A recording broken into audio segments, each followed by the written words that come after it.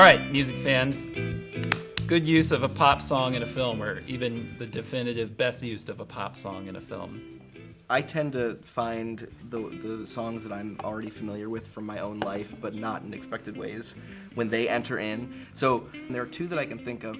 One is actually Last Days, which is the Kurt Cobain movie, which I really, really disliked, except there's one scene where Michael Pitt goes into a room and there's a television playing, and you just watch a little TV screen playing Down on Bended Knee by Boyz II Men, and you watch like the whole video.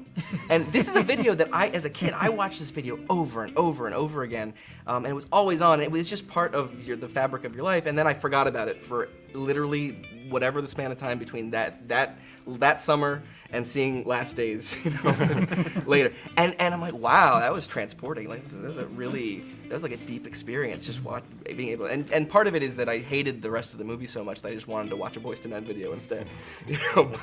But it was also like it really it completely brings you into that exact time, which wasn't that long ago.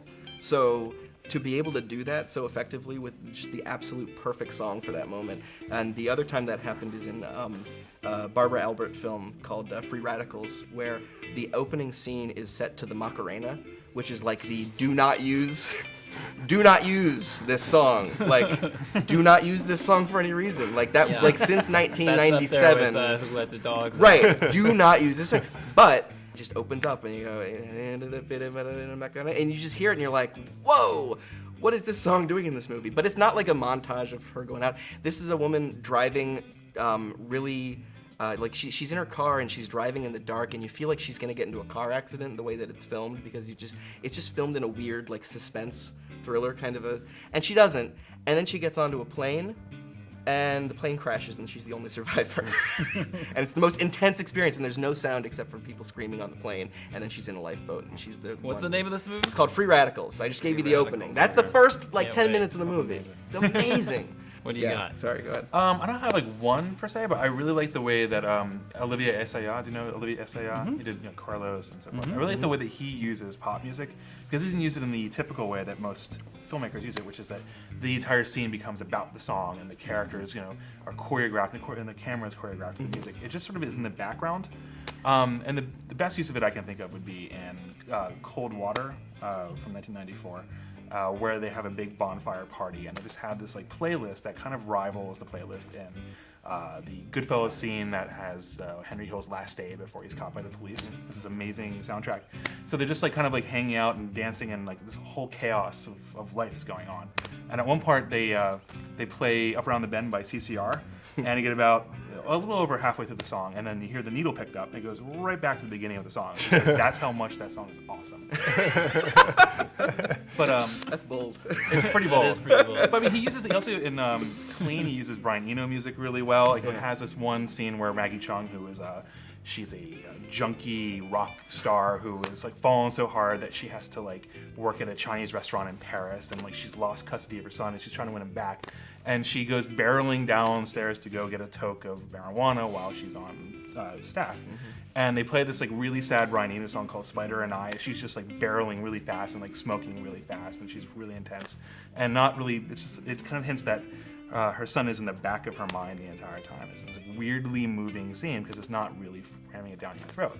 I think John Waters uses music, particularly the Hairspray, like Madison Time. I mean, just the way he's able to use music in a way which keeps its original historical kind of valence and what it meant historically, but also to kind of drive the kind of camp relationship to that historical moment at the same time, I think is you realize how hard it is to do when you realize no one else does it quite that well. And I don't know why they bothered writing new music for the new Hairspray. Because the music is the best part of the movie. Yeah. One that really struck me was Magnolia, which I know is a movie that really divides people. People really like it or really hate it. I really love it, even though I recognize its indulgence. But that scene where everybody starts lip syncing the different characters, there's something moving to me about their sharing of that song that goes beyond like the really sort of on the nose message of what that song's about. Like I don't even really listen to that. Just the way that that's constructed, it doesn't feel to me like what I first thought the first time I saw it, which was that he was just looking for an easy way to tie all the stories together, because most of them don't tie together. When I looked at it again, I really just see it as that they're really sharing something. It really it moved me, and I think that there's in the same way that I wrote my film last summer about one artist's works and pulled from her different songs, I can really see how he did that without being really on the nose with Aimee Mann's music. It's also after just 2 hours of just intensity. After that, once that song comes in, it's just it's such a relief, and it is very, very moving. Yeah, I find. People say rips off Scorsese a lot, and I think that in a way that Scorsese doesn't even, or especially not anymore. I think Anderson uses pop music sometimes in really interesting ways. I despise Boogie Nights. That's one of my least favorite films, and I really despise its use of pop music. Really? Sister Christian scene drove you crazy? Yes. Oh, I love that scene. I like it as just I mean, I guess we'll just call it an indulgent scene that has no real business being in or out of the movie. It's just it's a great standalone scene, though. Yeah, it is.